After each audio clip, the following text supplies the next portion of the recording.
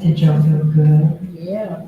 Very nice. By the way, Dorothea does such a beautiful job with her meditations. I don't know how many of you know she offers all kinds of things.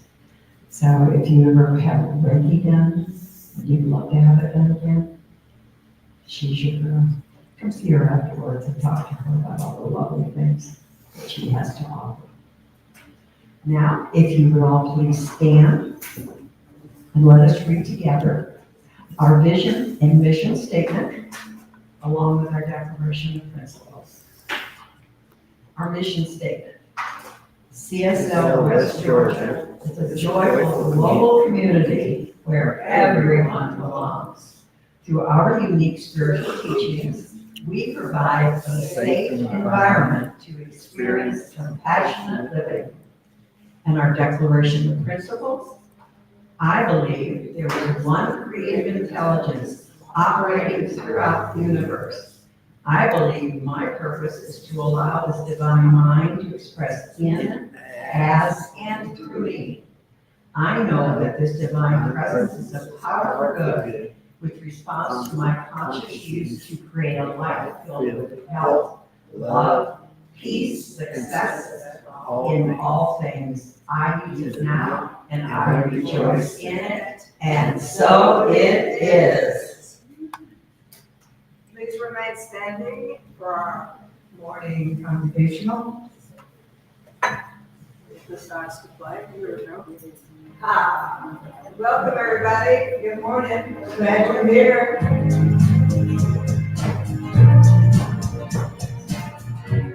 You're welcome here. Woo!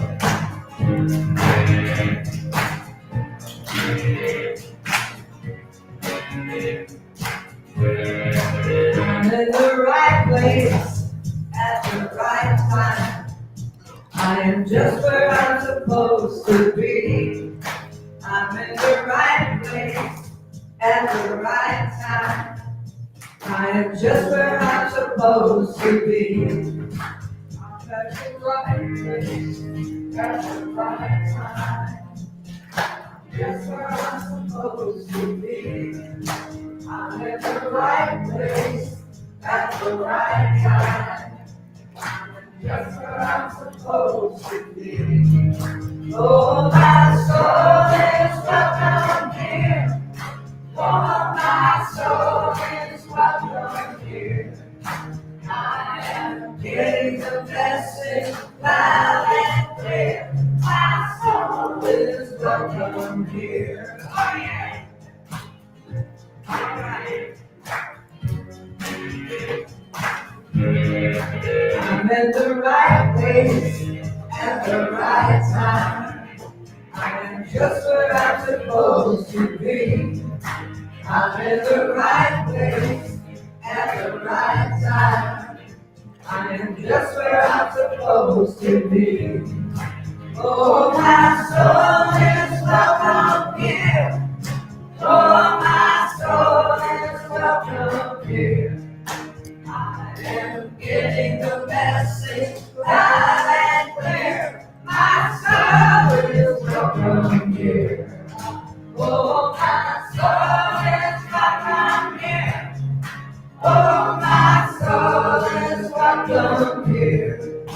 I am getting the message loud and clear. My soul is welcome here. I am getting the message loud and clear. My soul is welcome here. Okay.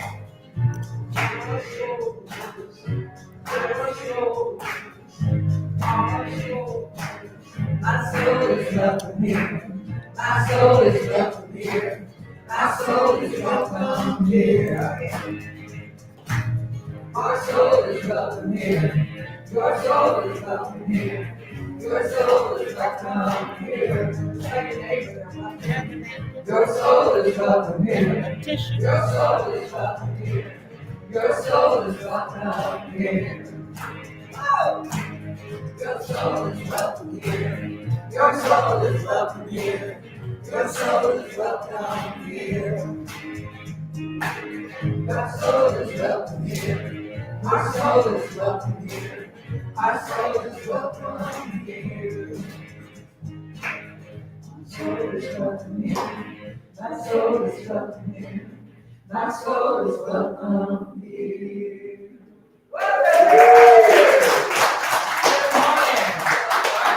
Good to see you.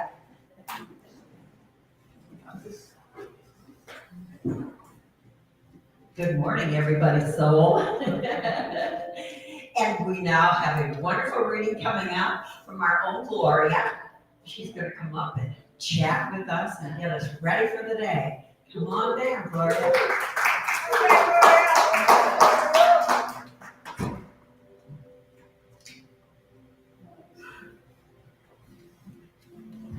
This is from Science and Mind magazine, and it's an article by Jesse Jennings. I'm going to read part of it, called Why Humans Create Religion. Very interesting. Everything we touch in this world has a vastly long pedigree. With enough time and interest, we can trace it all back to the formation of the earth, and even to the galactic rubble that congealed to become the planet. This is only on the side of physical science, though. On the metaphysical side, not a soul knows why anything exists in the shape, quantity, or direction that it does. Clouds form due to moisture, but how were they thought up as moisture containment systems in the first place? Lovely enough to inspire poets and art, attempting to explain the why of things, the weather, crop yields, sicknesses, and health, life and death. Humans created religion. Religion proposes a grand creator, or several of them, moving things around for purposes beyond our imagining and requiring our adoration and obedience. Metaphysical religion seeks to picture the creator not as a being, but as essential beingness, with the creative impulse ubiquitous throughout creation, especially its self-aware parts, meaning us.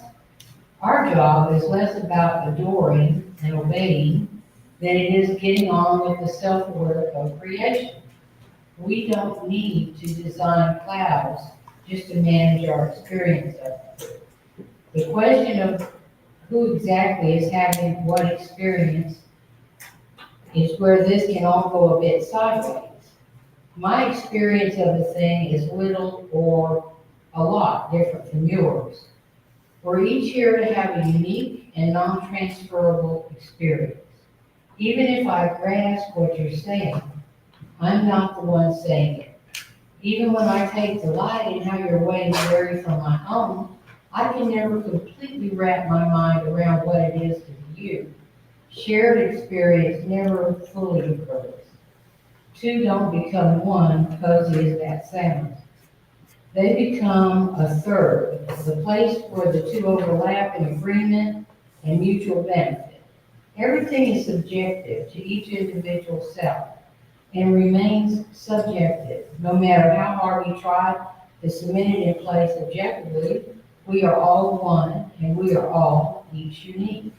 A paradox, sustainable only because we live in an infinite reality, encompassing both physical form and non-physical potential. And it's a paradox we need to ultimately become familiar with, or we will become superstitious and controlling. Why things happen the way they do to anyone who is not me is not something I'm privileged to know, nor should I ever expect to know it. When I meet another person, I'm meeting the representation of eons of evolution, coupled with that person's life experience up to that instant, which stretches back to infancy, and metaphysicians assert way beyond that. In this dimension or some other, plus that's only the half of it. The other half is that the self on my side of the meeting has just as long and complex a history. I am perceiving this other person through miles of my own filters, cautions, hesitations, attractions, magnetizations, just as they are sizing me up through theirs. On the other hand, in one physical near and short term, there is a common sense chain of cause and effect. When I physically drop an item, it falls. Potentially, I may be able to suspend gravity and levitate the thing in the air. If my sole reason for learning a mystical gravity work around is to keep from dropping things, my time is better spent practicing coordination and paying attention, saving the inner alchemy for more vital applications. And if I drop something of value and it shattered, no observer would be overstepping by suggesting I could be more careful. But there is also a mysterious inward chain of cause and effect that relates to my personal assembly of thoughts, emotions, motivations, ambitions, fears, hopes, and dreams. About this, no other observer may comment. How it all affects my experience is nobody's business but my own. That's only part of it.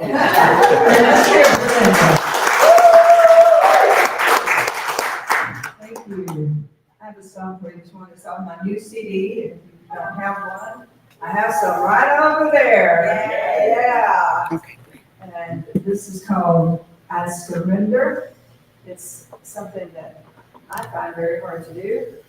So I work on it. Wrote a song about it. And I love it.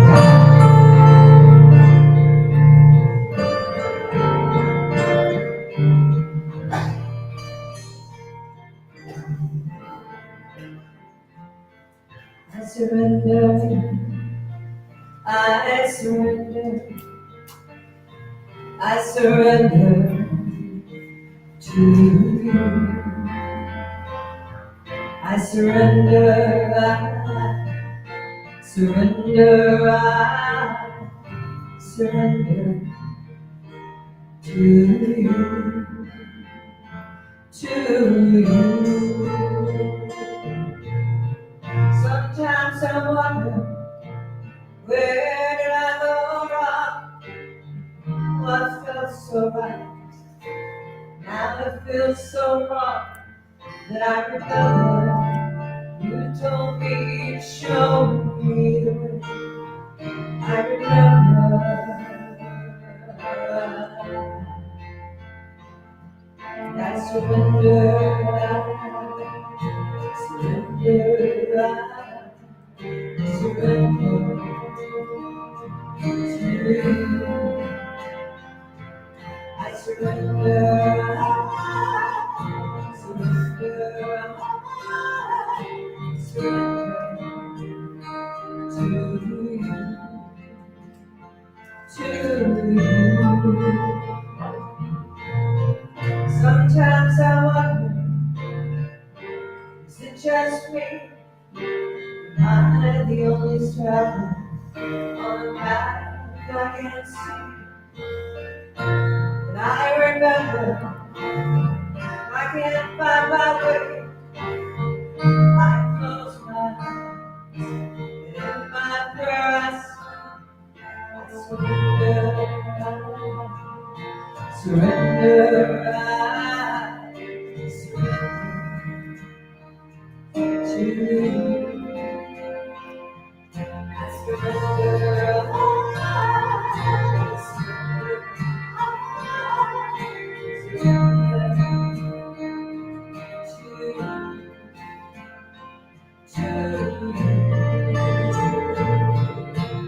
take my pride, make me humble, my selfish ways, no need to crumble, walk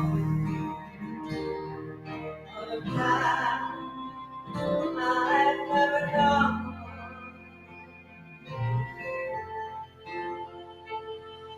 I surrender, surrender, surrender to you. I surrender, surrender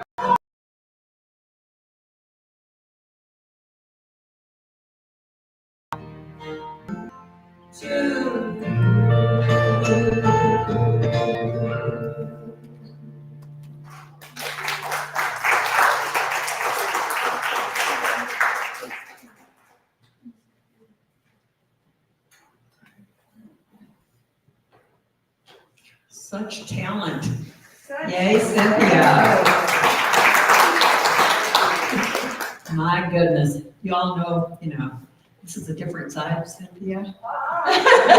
Remember, she used to sing with Tina Turner? I wasn't a teenager. I don't know, but she was there. I was opening act. Now I want to introduce you to someone that you know and dearly love. We all dearly love. She's a woman who wears many, many hats around here. And not always do any of us remember her background. So this morning I'm going to give you a little refresher on our own Dorothea Gates. Okay? For more than 2 decades, remember, she doesn't look this old, Dorothea has actively embraced the principles of New Thought teaching. Her mentor in this journey was Paul Gagne, the former minister of the Spiritual Living Center of Atlanta. Beyond her spiritual pursuits, Dorothea brings a wealth of experience, having served as a dedicated member of the U.S. Navy for 10 years. Yay. And participated in Toastmasters. Over the last 3 decades, Dorothea has dedicated herself to guiding individuals through a challenging personal experiences. Her roles as a life coach, a public speaker, and an author have allowed her to make a positive impact on many lives. Dorothea is a proud author of the book and card set entitled Insight Without Change is Meaningless. If you don't have the book, get it. From me to you, you've got to have it. And the cards are fabulous, which delves into profound wisdom. Her literary contributions extend to creating love and healing the broken heart, a work that explores forgiveness, accompanied by a bonus prosperity meditation. In addition to her books, Dorothea has created 10 wisdom card decks, further showcasing her commitment to sharing valuable insights and promoting personal growth. And she's the president of our board. She runs all of our technical things here on Sundays, as well as speaks with us. So please give our woman of every talent, Dorothea Gates, come on up.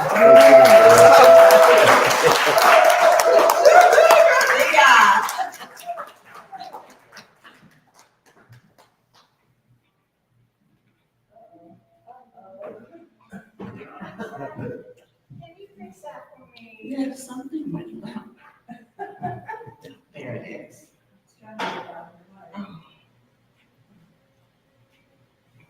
Excuse me.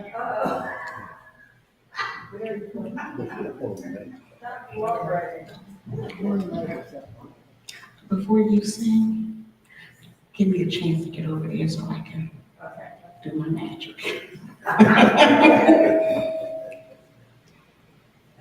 So the audience can see you. Good morning. Good morning. It's good to see everyone. Let's get centered. Let's go in prayer. Whew.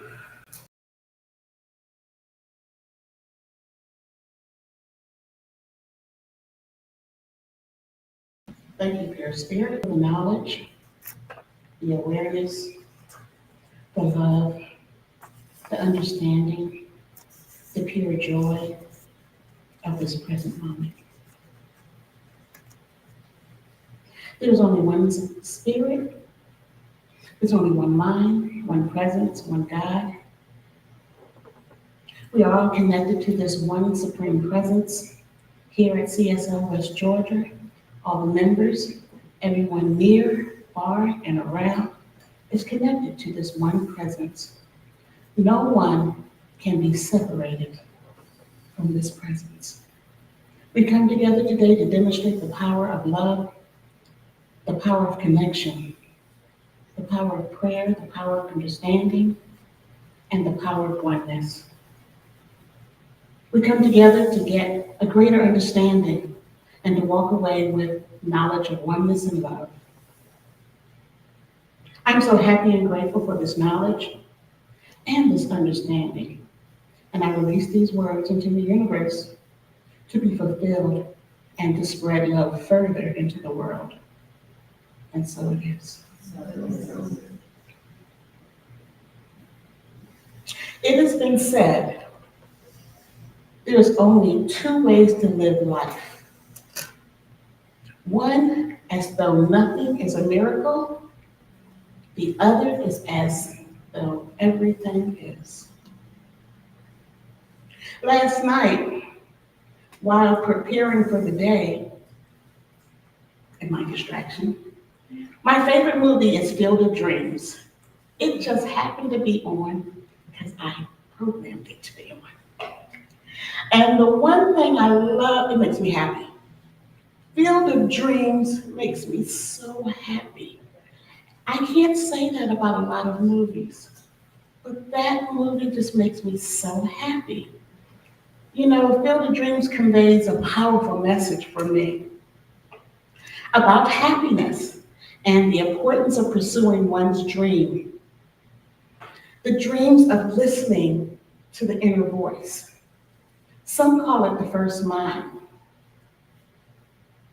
The character Kevin Costner plays, Ray Kinsella, is driven by a vision that compels him to build a baseball field in the middle of his corn field. He's a farmer, a corn farmer. Despite the skepticism all around town, this act is of courage to mow down your cornfield for a baseball field. The film illustrates that the dream can serve as a guiding force in our lives, leading us to the experiences that fulfill our deepest dreams and reconnects us to lost connections, even if it is irrational. Additionally, what I love about the movie, it explores the themes about family and reconciliation, particularly with Ray's father. His father had passed on, but it still talked about his father as Ray seeks understanding of his father's unfulfilled dreams and regrets. He embarks on a journey that leads to healing and closure. The moral of the story ultimately underscores the idea that pursuing dreams can bridge generational divides and help us find peace with our past. In doing so, it teaches viewers about the transformative power of hope, prayer, love, and the bonds that tie us together, reminding us that it's never too late to embrace our dreams. Rest in peace, James Earl Jones. But he gave a commanding performance. His voice resonated so wildly in this movie for me. It just brought back all sorts of movies that he was in that made me happy. What I love about this movie is the players who passed on. They thought and they asked, is this heaven? I could have sworn this is heaven. This feels like heaven.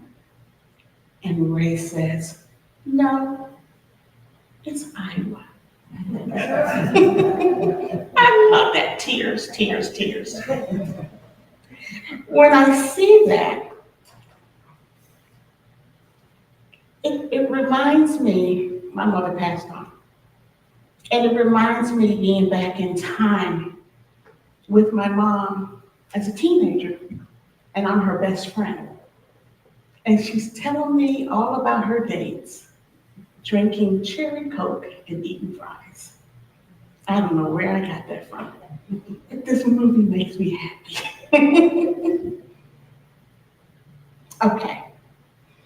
My talk is on the secret of demonstrating. We are all supremely interested in one subject. There is one thing that means more to us than all the other things in the world put together. And that is our search for God and the understanding of God's nature. The aim of the New Thought movement is to teach the practice of the presence of God.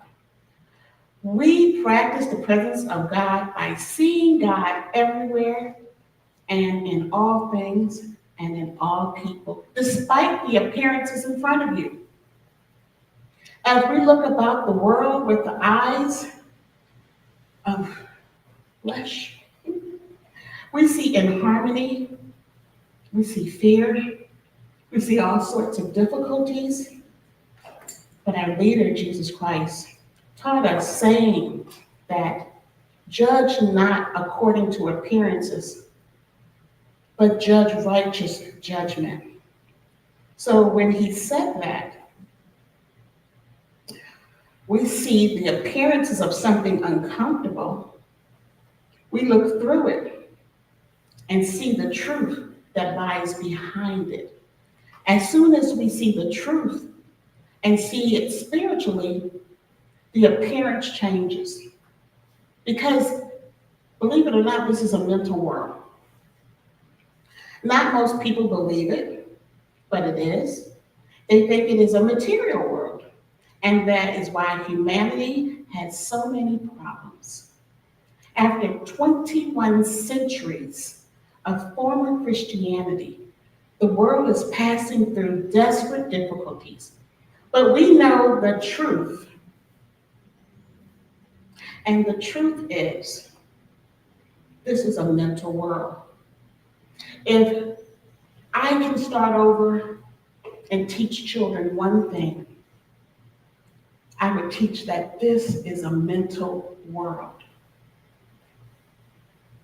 And I say that by saying, what enters into our life is but the material expression of some belief that's in our own mind.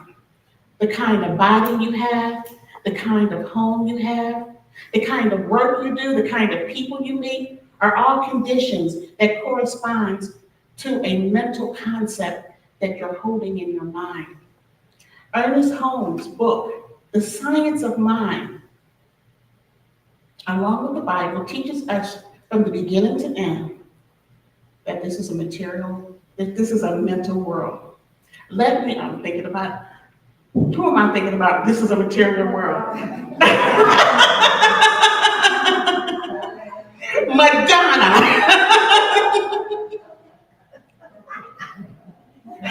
Okay. This is a mental world. In the early days of New Thought, there was a word that was readily used often, and that word was mental equivalent. And the popular phrase of the time was mental equivalent. But I'm going to try to put it in today's language and use another word other than mental equivalent. I'm going to use mindset or mental image. And now I want to say that anything that you see in your life or anything that you choose and want in your life, a healthy body, a satisfactory career, great friends, opportunities, and above all, a better understanding of God, infinite source, infinite wisdom. You must furnish a mindset or a mental image of that. Supply yourself with a mental image or a mindset that must come to you. Without this mental image or mindset, it cannot come.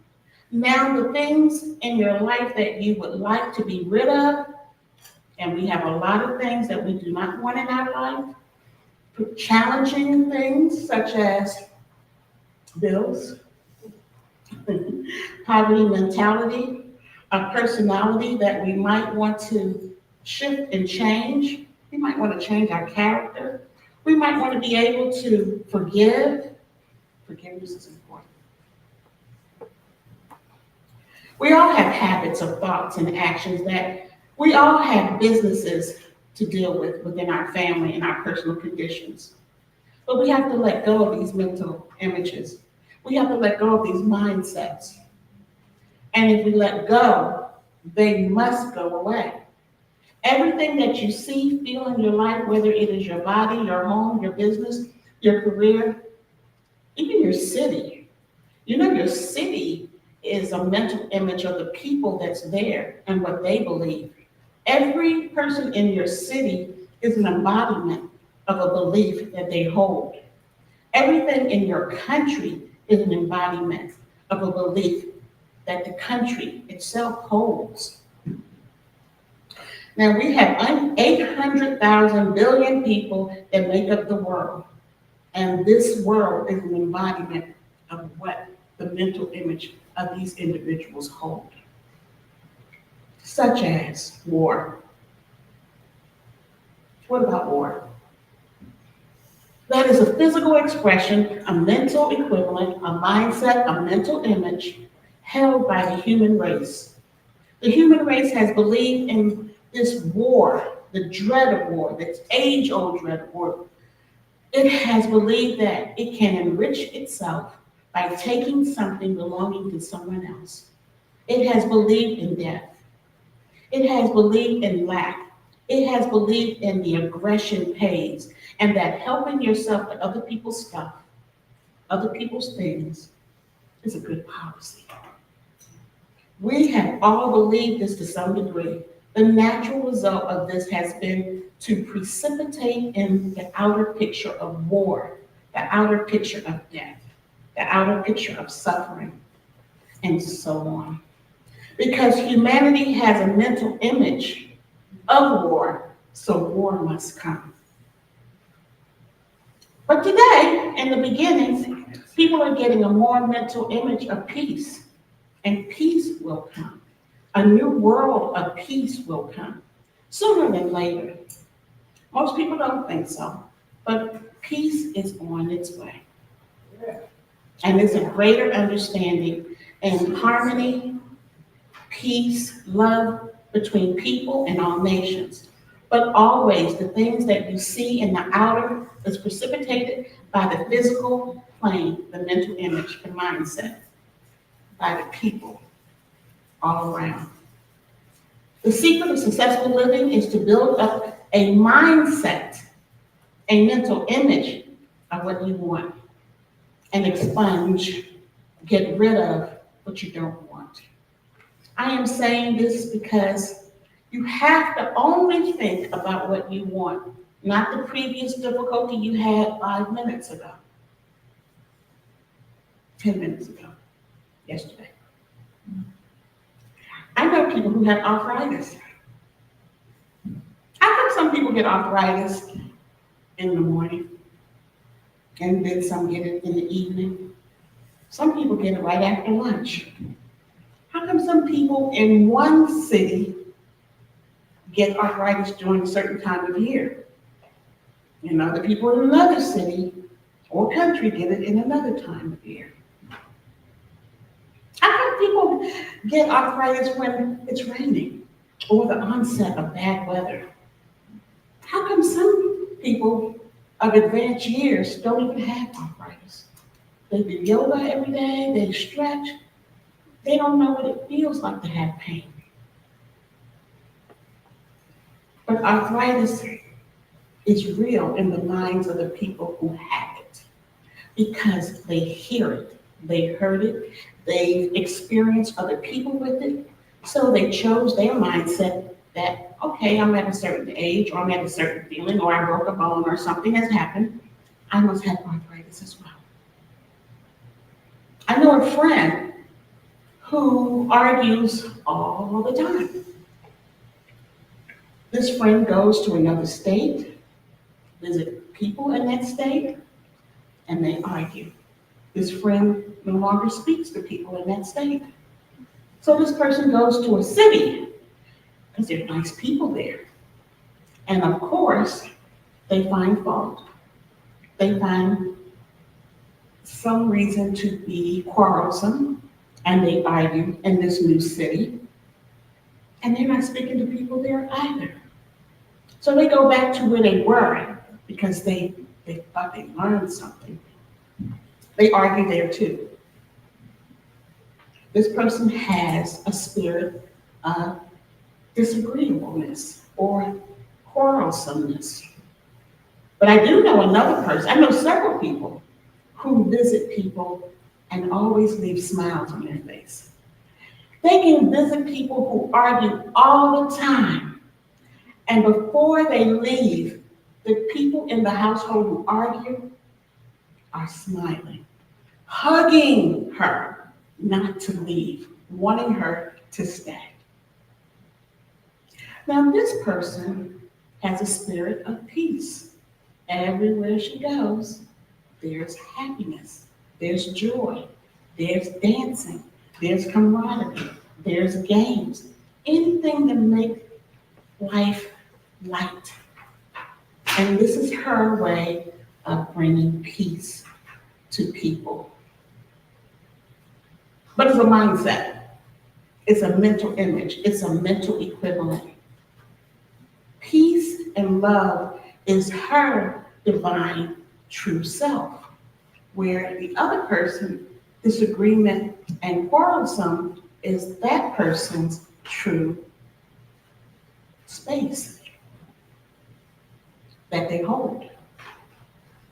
So the key to life is to build a mental image that you want to bring in what it is that you want and expunge what you don't want. You build a mental image by thinking quietly and constantly and persistently of the kind of thing that you want. And it has two qualities to bring in what you want: clarity and feeling. Some call it interest, but it's clarity and feeling, engaging feeling. If you want to build anything into your life, you have to bring in health. Feel great, feel wonderful. You have to bring in this type of mindset in order to bring in what it is that you want from your body, how you want to feel for the rest of your life. Right activity is your true place. Inspiration is your true place. If you bring in companionship, you have to feel that you are a loving individual, that you are loved and you're liked and you like the friends around you. So you are easily able to bring in companionship. But the best companionship you might want to get closer to is with infinite love and wisdom, the Holy Spirit, this source of all things. The mindset of this mental image will give you a great deal of clarity and true place in life. Now, my point is, it feels a little lopsided. Clarity, feeling, expunging what you don't want. It feels a little lopsided, but it's really based on the law of polarity. And this law is a cosmic law. Everything is produced by two other things to get the one thing. Clarity, feeling, gets you to demonstrate what it is that you want. It's like the Trinity: Father, Mother, Son, Daughter. You get what you want, the Trinity.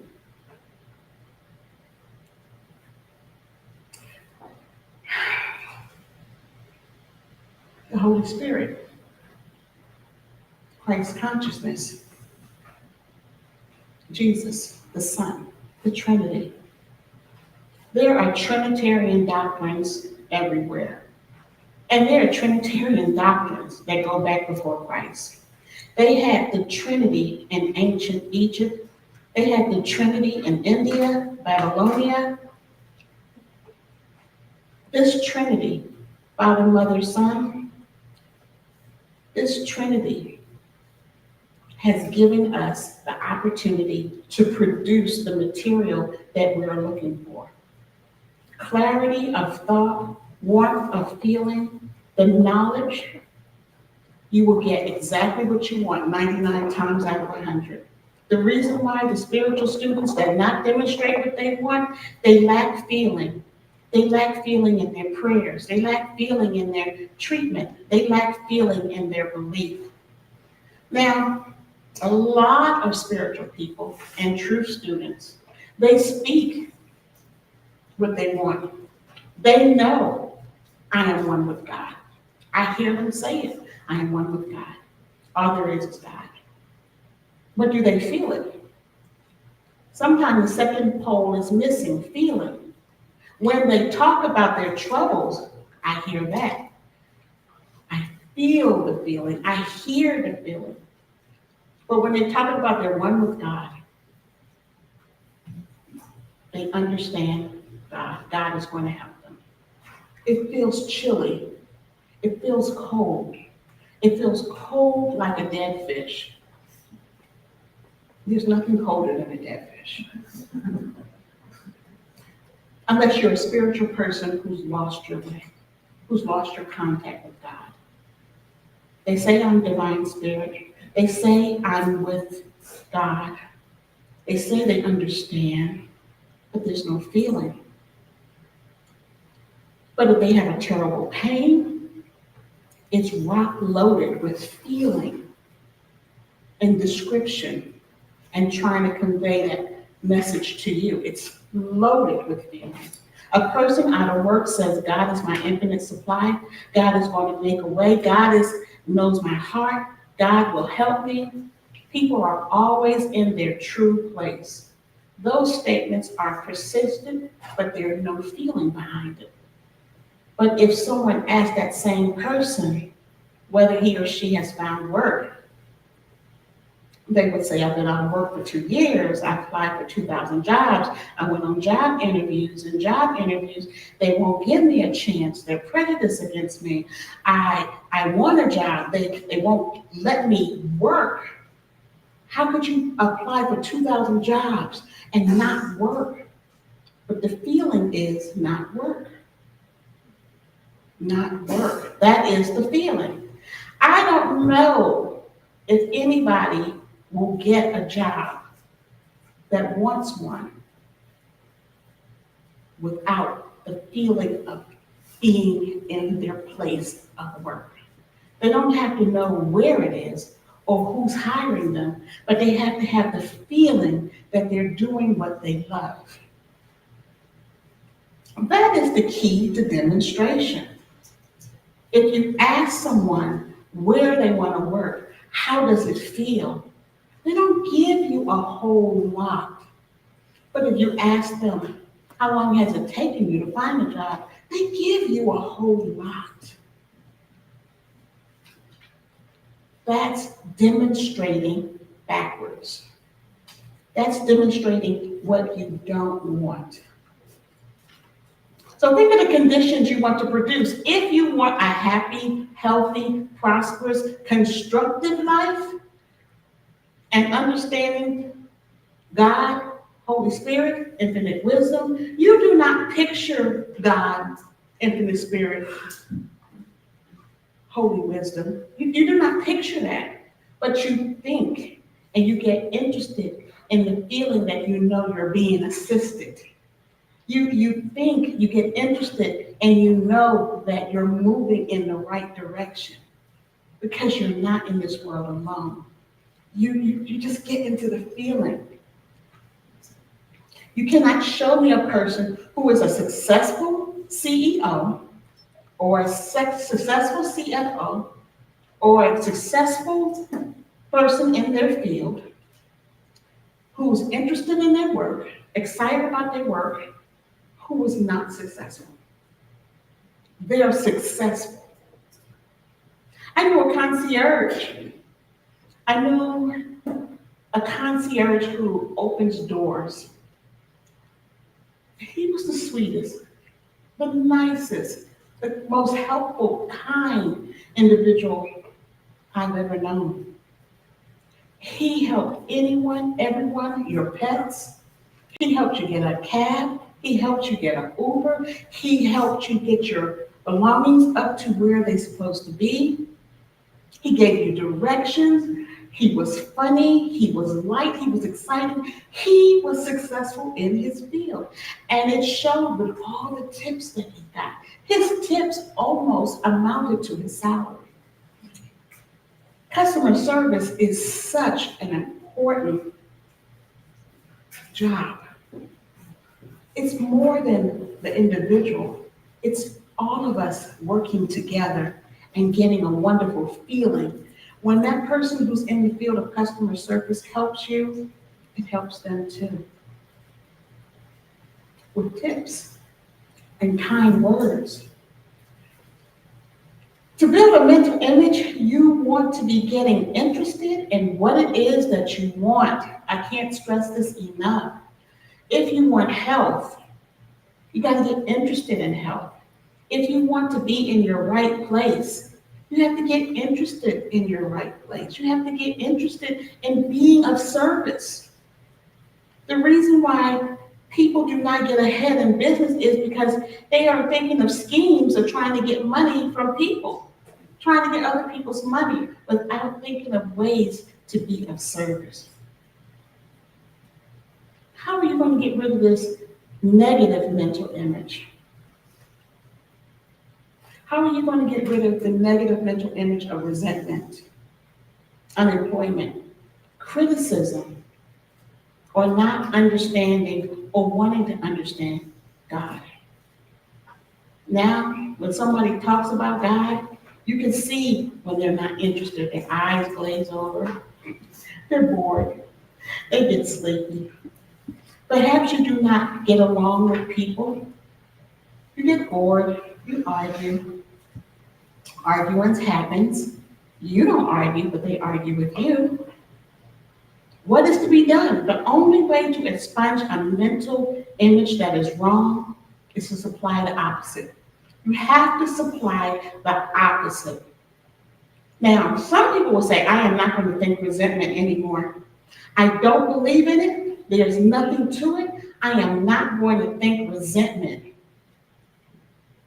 So they keep thinking resentment. They keep thinking resentment and they're strengthening the image of resentment. You have to forget resentment. You have to think about bodily ease, peace, harmony. Speak the word for joy. Then you are building a mental image of joy, great health. If you want your true place in life in terms of employment, think about what it feels to go to work. Think about, I'm gonna tell you, I joined the military, as Sandy said. But before I joined the military, and after I passed the test, I saw the uniform that I was going to be wearing. I love that uniform. I saw me in that uniform. I saw me in my heels. I saw me at my typewriter. That's all I saw. Heels, my uniform, which was a skirt, and a top, and a little hat, and my typewriter. I saw me having lunch. I saw me taking calls. I didn't get sworn in yet. I just passed the test. And I was in a unit. I went to boot camp and I was in a unit, and I think it was 300 girls, and I think it was split into 150, 150. And we went to class and we had to learn about being in the Navy. And then once that was over, we got our orders on where we were going. And then I kept hearing ship, ship, ship. And I didn't realize that the Navy had water. I didn't know that they had water. I mean, we were in water in our boot camp, but we did all these things, but I didn't realize that you can actually go on water. Well, 300 girls graduated that class, and 298 went to sea, and 2 went to shore duty. I was one of the 2. I did not know about mental image. I did not know about mindset. I knew that I was at a typewriter. I knew that I was wearing a skirt. I knew I was wearing heels. And I knew I was taking calls. Can't do that on a ship. You know what they wear on a ship? Oh my God. So, having the right mindset, the key is to think of what you want to feel like. Get clear, and then feel, and then demonstrate. That's the secret. That is really the secret. Now, how do you do that? Okay, so let me say, have you been to New York and have you seen the Liberty Bell? No, the Statue of Liberty. That's me. I'm in Philadelphia. Liberty Bell. But New York is Statue of Liberty. Have you been to the Statue of Liberty? Have you seen pictures of the Statue of Liberty? Have you seen the torch with the Statue of Liberty? It's in her hand, complete. I say to you, stop thinking about the Statue of Liberty. But what are you thinking about? The Statue of Liberty. Then I'll say to you, it's fall season, it's pumpkin season. Have you been to pumpkin patches? I love going to the pumpkin patch. When that one was little, all the pumpkin was bigger than her. You can't tell now, but that was true. Pumpkins, for as far as you can see, so many farms grow pumpkins.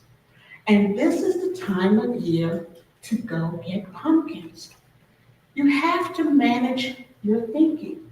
What are you thinking about? Pumpkins. The key to managing your mind is thinking about what it is that you want and not get sidetracked with other people. When you're trying to get still, when you're trying to meditate, these different thoughts just pop in your mind and you get off track. You have to replace them. You have to reroute them. You have to put the new seed in with constructive thinking. The law of mind is that you have to get rid of one thought and substitute it with another thought. If you do that, things will change. Everything in your life will change. It's a mental image. If you start this very day and refuse to think of the mistakes you had, if you refuse to think of the difficulties you had, you will see a change. If you think clear, you will get clear demonstrations. If you think vague, you will get vague demonstrations. If your thought is lacking in interest, you have to build a mental equivalent of interest. Some people think so hard about how to become what it is that they want. They freeze with tension and it doesn't come into play. The key is to open your heart, open your mind, get clear, see what you want, and it will appear.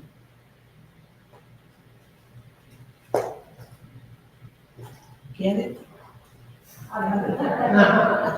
Good. Thank you. Give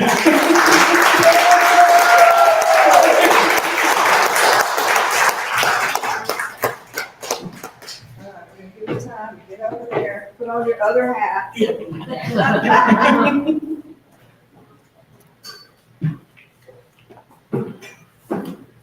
Connie and I have a new song this morning.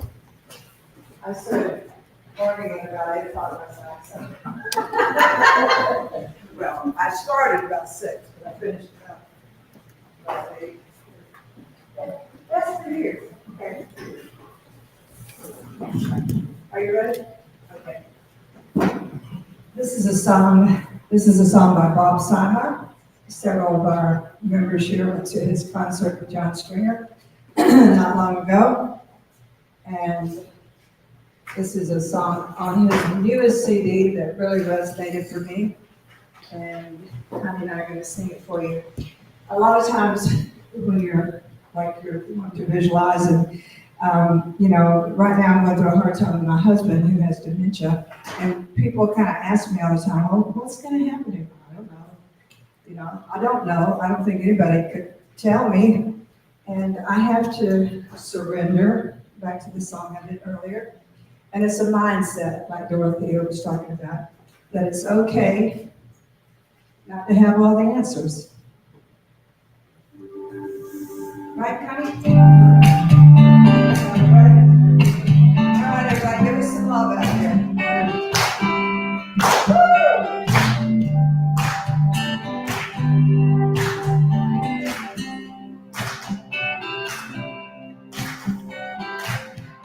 Can you find your way in the dark? Can you close your eyes, follow your heart? And on the road when you can't see around the bend, can you go within and be your own best friend? Can you live in mystery? Can you just let go? You enter this moment that you don't even know, and sing it. I don't know, but that's alright. These will reveal themselves in time. I don't know, it's alright.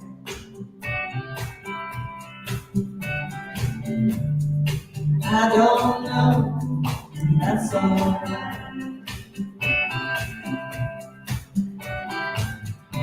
When you're wondering when you're wondering when, can you hold that thought, sit back, and just pretend? Everything is arranging itself for your highest good. With your patient mind, it will only be understood. Can you live in mystery? Can you just let go? Can you enter this moment, embracing what you don't know, and singing? I don't know, and that's alright. It's alright. You gotta surrender, right? Things will reveal themselves to me in time. But for now I'm living in a place that feels so nice. I don't know, and that's alright. I need you to know, and that's alright. I needed to know it's a superpower, it's a state of mind. You're sinking into trust that can only come from deep inside. design. Design. I don't know, and that's alright. This song we don't know, but that's alright. I don't know, but that's alright. Well, we kind of know. Okay, here we go. We'll learn it. Well, I don't know, and that's alright. Just let it go. Yes. And I don't know, and that's alright. You gotta trust. The great design. Yes. I don't know, but that's alright. I don't know, but that's alright.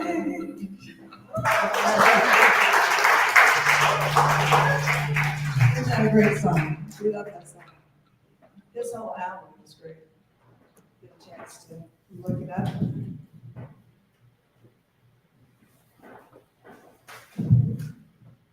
I don't know about you all, but that was all right. You don't know what I have to tell you, listening to Dorothea this morning, I have to tell you a little story before we move on about myself. Okay. Years ago, I was moving from Chicago to Dallas, Texas. And I was going to, in my head, I wanted a new career, doing something different than what I had been doing. So I moved from LA. So out in LA, I got into science of mind and had learned things. Moved on, and I thought, okay, I'm gonna have a new job, a new career. How do I do this? So I started writing. And I wrote out very, very clearly, very literally, on a yellow pad of paper that I still have, and it's now 25 years later, 30 years later. And I wrote out exactly what I wanted. I wrote out exactly what I saw. I mean, to the minutia of minutiaes. Who I was gonna work for, who they were, what they were like. You know, I'm an interior designer. What was the design center going to look like? What were the fabrics going to be? I mean, everything that I could imagine at all, I wrote down. So I have a pad full of things.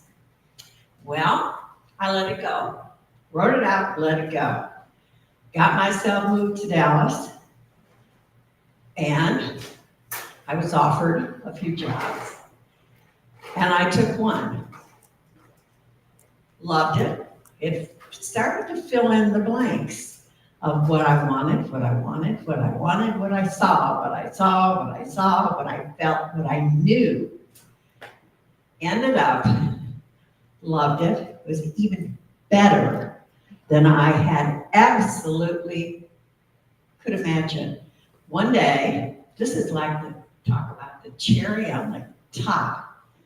I went into my boss's office, and he and I are sitting there chatting away, and he's got a big library in his office.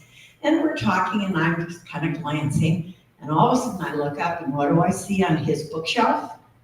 Ernest Holmes. Now, I had no idea when I interviewed, and I went through a lot of interviews with them, I had no idea that these were science of mind people. They were from LA. They'd been into science of mind for years before I had moved there. And so no one turned me off. It works, Dorothea. It absolutely works. Fabulous job, fabulous people. I mean, absolutely the best. So anytime you want something, start writing it down. Get clear on it. And I'm telling you, I've done it and done it and done it. And here I am. So great talk, Dorothea. It absolutely works, y'all. And welcome to Ernest Holmes. Now we come to the part of our service called conscious giving. I'll take off my glasses so I can see better without glasses. Money is a spiritual activity. Spiritual giving is an opportunity to express our gratitude and open our consciousness to receive greater abundance. It is the practice of participating in the circulation of universal good. We have 3 ways to give here at CSL West Georgia. You can put cash or a check in the envelope found in your bulletin. You can donate online by accessing your personal Breeze account using the Breeze mobile app on your phone. You can also donate electronically with your phone by using the information found on the back of the bulletin. This information is also being placed in the chat window for our online viewers. If you donate online, either using your phone or your Breeze account, please put an online giving card in the collection plate to acknowledge your contribution. If you did not pick one up at the door, you can get one from our usher. Now, as one consciousness for prosperity, let us say together, freely I give with a feeling of abundance, knowing that my gift blesses others and myself as well.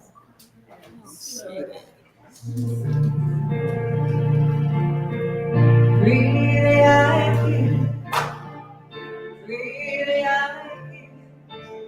give you from my heart, from my soul.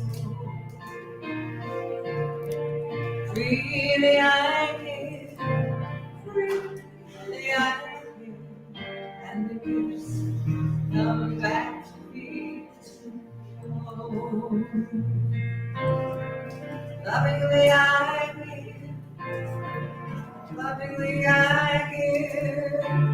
give from my heart, from my soul.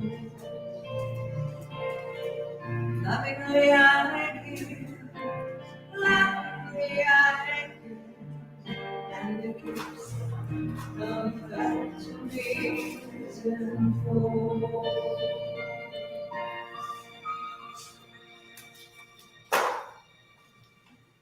And together we say, I am grateful for the divine givingness circulating abundantly through my life, our community, and our world. There's a pencil on everywhere. See? Ho, things show up. You visualize it, right? I visualized it, right. Just write it down. All righty, everybody, announcement time. One of the things that I wanted to mention today before I go through all the announcements is, I don't know how many of you get newsletters. Saturday, the newsletter goes out. So it really announces everything that's going to go on for the next week. This is what it looks like when you see it. You click on the link. This is a page that you'll see. Okay. This week, ta-da, our beautiful, wonderful Dorothea, telling all about Dorothea. And down here, you'll see it gives you who all's coming to speak. And this is to save the date. So pay attention and take a look and see who all's coming. What are they going to do? What am I missing out on? Oh, I didn't know John Turner was going to be here. Well, you don't want to miss it. Here it is, okay? So I do want y'all to pay attention when you get these. Marcia puts these out every Saturday to bring everybody up to date. So please pay attention when this comes in your inbox. And then you can see what all the things that we're on. You know, we're on Facebook, YouTube, Instacart, all of that is on here. There's also a page that if someone needs to and wants to donate. Here we go. We can do that. So please, please pay attention. All right. There's another page. It gives you a lot of information about what's going on in our center. And we have things going on in our center. So we want to make sure all of you are aware of it. Our midweek refresher comes on Thursdays and it tells you all about it right here. It talks about the small group book club. So this little blurb, so to speak, down here, tells you things that you need to know about. Here, more good stuff. Ta-da! Speaking of John Stringer, he's joining us for an exciting signing event going on. This is in there, so take a look at that. And he's also doing the message and songs. He's going to, his talk, by the way, is called Taking Time to Reflect, Rest, and Remember. And we'll be talking all about this. And he's going to have a signing. Ta-da! So we have his book here, his new book. So he'll be here for that as well. So please pay attention. Any questions you may have about it, come and see Marcia, Ronnie, myself, Cynthia, Nelta. We all can help answer questions for you. We have something special coming up, by the way. On Saturday, the Saturday before John is here, we're going to have a celebration of life in memorial of our wonderful, Dawn's wonderful mother, the lady that I tell you is a mentor for the world. We dearly loved her, Lois Edmond. Lois' picture is over here. She's one of the founding fathers, so to speak, of our community. So we'd love to have you all join us for that celebration. It's Saturday the 28th and at 1 p.m. Am I right, Deborah? 1 o'clock. So please join us. And we'll keep this announcement going. And it'll be on our Facebook page as well. Now we have, next week, we have Reverend Dr. Collette back with us. Yay. You know, we enjoy her so much. Is there any other announcement that I don't know? Okay.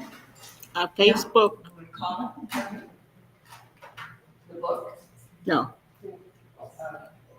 Oh, yes. Just what I kind of showed everybody, but let's follow up on that. We all know we're everywhere. You can get on and listen again. You can check in on YouTube. Ta-da. Okay, Instagram. Come be with us in every way, form, shape you can think of, and click that you like us. Because the more you click, you know how that is. The more information there is. Affirmative prayer treatments are done on Mondays with Shauna and with Dorothea. And Shauna has if you would like to join in, see Shauna after the service and she can give you an email link that she has so that y'all can join in with her as well. We have cards over here on the table in front of the white box. So if you're needing a prayer treatment, please fill it out, put it in the box, and we'll pick it up after the service and prayer treatment will be done for you. Visitors, do we have visitors this morning? Everybody's good familiar faces, yeah. All righty. I'd love for you all to stand now. Say our closing affirmation. And when we're finished, we're all gonna circle around, hold hands, and sing the peace song. Last Sunday, there were so many of us, we were wall to wall in here. So please join me. We go forth today, knowing that we are God's blessing in the world. Only good comes from us. Only good comes to us. And so it is.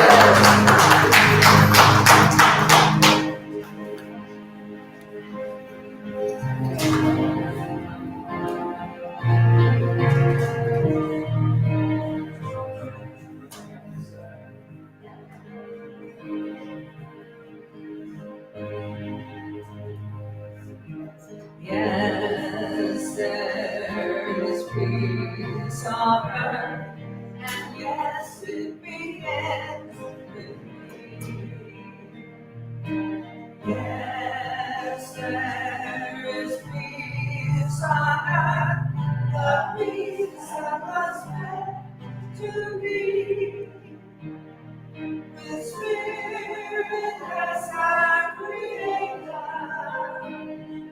united all of we.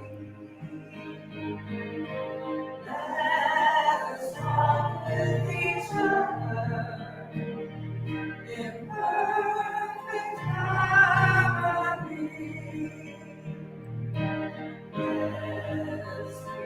Yes, please begins with me. Yes, this is the moment now. With every step I take, yes, this is what's all about. To take each moment and live each moment in peace eternally. Blessed is peace on earth.